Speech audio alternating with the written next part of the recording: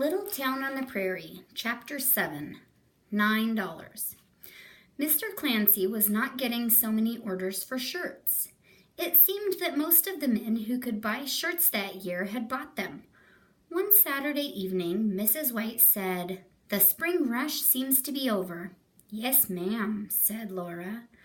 Mrs. White counted out $1.50 and gave it to her. "I won't be needing you any more, so you needn't come in Monday morning," she said. "Goodbye." "Goodbye," Laura said. She had worked 6 weeks and earned $9.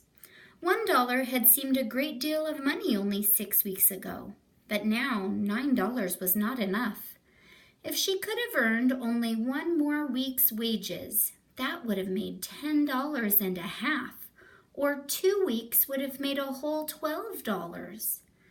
She knew how good it would be to stay at home again, to help with the housework and do the chores and work in the garden, to go walking with Mary and gather wildflowers, and to look forward to Pa's homecoming at night.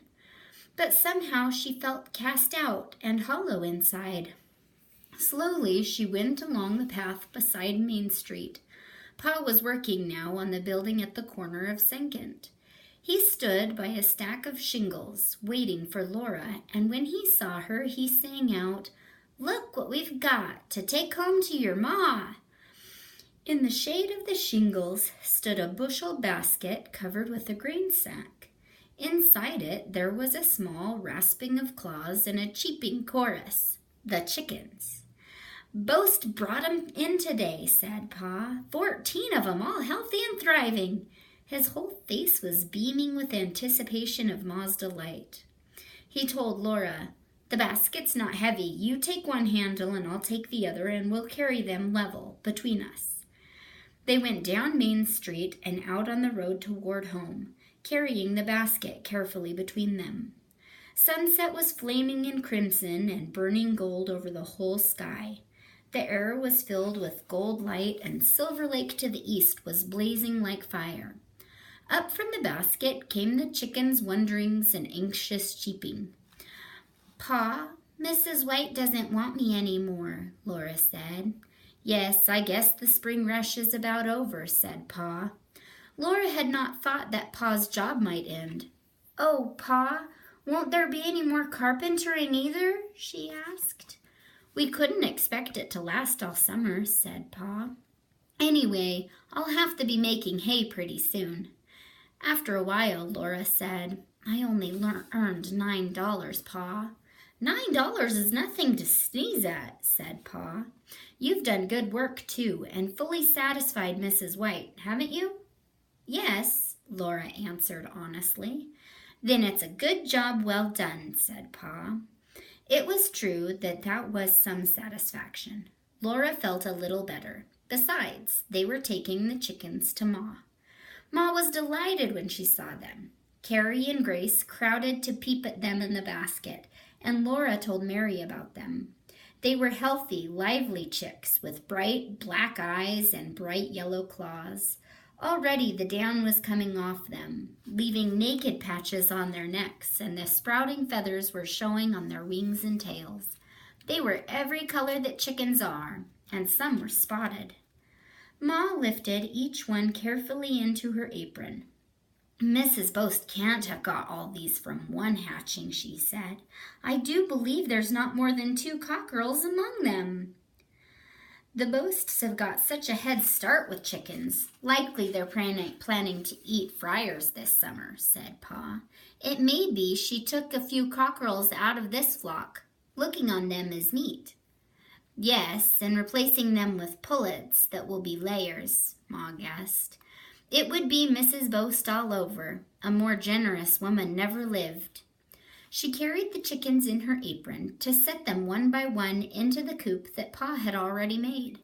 It had a front of laths to let in air and sun, and a little door with a wooden button to fasten it. It had no floor, but was set on clean grass that the chicks could eat, and when the grass grew tampled and dirty, the coop could be moved to fresh grass. In an old pie pan, Ma mixed a crumbly bran mash, well peppered. She set it in the coop, and the chickens crowded onto it, gobbling up the bran mash so greedily that sometimes they tried to swallow their own toes by mistake. When they could eat no more, they perched on the edge of the water pan, and scooping up water in their beaks, they stretched up their necks and tilted back their heads to swallow it. Pa said it would be Carrie's task to feed them often and to keep their water pan filled with cool, fresh water. Tomorrow she would let the chicks out to run, and it would be Grace's part to keep a sharp lookout for hawks. After supper that evening, she sent Laura to make sure that the chicks were sleeping safely. All the stars were shining over the dark prairie, and a sickle moon was low in the west. The grasses were breathing softly, asleep in the quiet night. Laura's hand felt gently over the sleeping chicks, huddled warm together in a corner of the coop. Then she stood looking at the summer night. She did not know how long she had stood there until she saw Ma coming from the house. "Oh, there you are, Laura," Mom said softly. As Laura had done, she knelt and put her hand through the coop's door to fill the huddled chicks. Then she, too, stood looking up. "The place begins to look like a farm," she said. The oat field and the cornfield were shadowy pale in the darkness, and the garden was bumpy with lumps of dark leaves. Like pools of faint starshine among them spread the cucumber vines and the pumpkins.